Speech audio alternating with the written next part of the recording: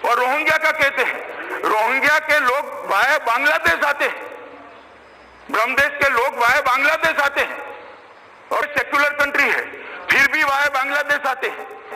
Rohingya को कभी भी स्वीकार नहीं किया जाएगा। मैं आज फिर से केंद्रीय मंत्री हरदीप सिंह पुरी ने बुधवार को एक ट्वीट कर बताया कि केंद्र सरकार दिल्ली में रह रहे 1100 रोहिंग्या मुसलमानों को पक्का आवास उपलब्ध कराएगी। इसके साथ ही उन्हें बिजली, टीवी, पानी, भोजन और 24 घंटे सुरक्षा भी प्रदान की जाएगी। रोहिंग्या परिवारों को बाहरी दिल्ली के बकरवाला के पक्के EWS कैटेगरी के फ्लैट में शिफ्ट करने की ये योजना दिल्ली सरकार और दिल्ली पुलिस के अधिकारियों के साथ बैठक के बाद बनाई गई है।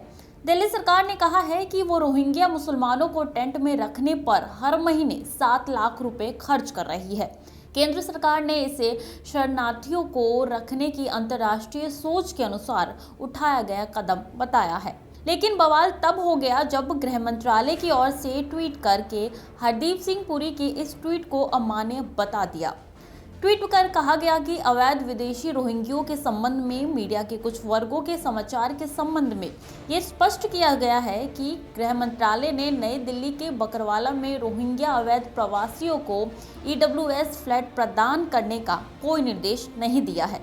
गृह मंत्रालय के एक अनुमान के मुताबिक दिल्ली समेत देश के विभिन्न हिस्सों में करीब 40,000 रोहिंग्या रहते हैं। प्रवक्ता ने कहा कि दिल्ली सरकार द्वारा रोहिंग्या मुसलमानों को एक नए स्थान पर स्थानांतरित करने के प्रस्तावित कदम पर गृह मंत्रालय ने दिल्ली सरकार को एक सुनिश्चित करने का निर्देश दिया है। अवैध विदेशी रोहिंग्यों को उनके वर्तमान स्थान पर रखा जाए, क्योंकि उन्हें उनके देश वापस भेजने का मामला विदेश मंत्रालय के माध्यम से संबंधित देश के साथ पहले ही उठाया जा चुका है। लेकिन केंद्र के इस निर्णय पर संघ परिवार के अंदर ही घमासान मच गया। भाजपा रोहिंग्या मुसलमानों के बहाने आम आदमी पार्टी अरविंद केजरीवाल और अमानतुल्ला खान पर निशाना साधती रही।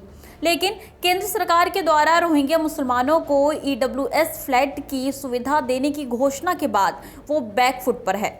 भारतीय जनता पार्टी और उसके समान विचारधारा वाले संगठन रोहिंग्या मुसलमानों को दिल्ली और देश की सुरक्षा के लिए खतरा बता रहे हैं। भाजपा दिल्ली विधानसभा चुनाव में भी इसे एक बड़ा मुद्दा बना रही है।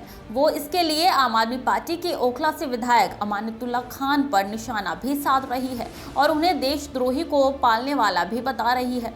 भाजपा ने यह आरोप तब लगाया जब अमानतुल्ला खान का एक वीडियो वायरल हुआ है, जिसमें वो ओखला के पास रह रहे टेंट में रोहिंग्या मुसलमान परिवार को भोजन, बिजली, पानी और नगद आर्थिक सहायता करने की बात कहते हुए दिख रहे हैं। लेकिन केंद्र के इस निर्णय के बाद भाजपाई खेमे में चुप्पी छाई हुई है।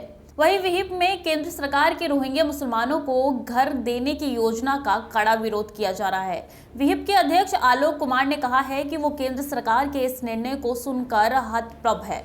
उन्होंने कहा कि हरदीप सिंह पुरी को इस निर्णय तक पहुंचने के लिए केंद्रीय गृह मंत्री अमित शाह के उस बयान को ध्यान में रखना चाहिए था, जिसमें उन्होंने रोहिंग्याओं को कभी शरणार्थी के रूप में भारत में स्वीकार ना कहने की बात कही थी। उन्होंने कहा कि रोहिंग्याओं को घर देने की बजाय उन्हें देश से बाहर फेंक दिया जाना चाहिए। Bureau report, voice of Bharat.